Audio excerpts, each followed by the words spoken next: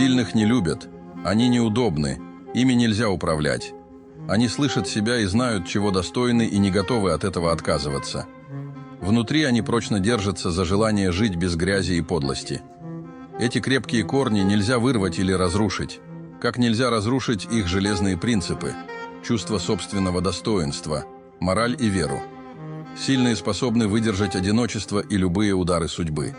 Они не боятся боли, ибо, пережив войну в собственном сердце и пройдя через испытания, научились превращать раны в мудрость и наслаждаться жизнью, сохранив в сердце благородство и чистоту.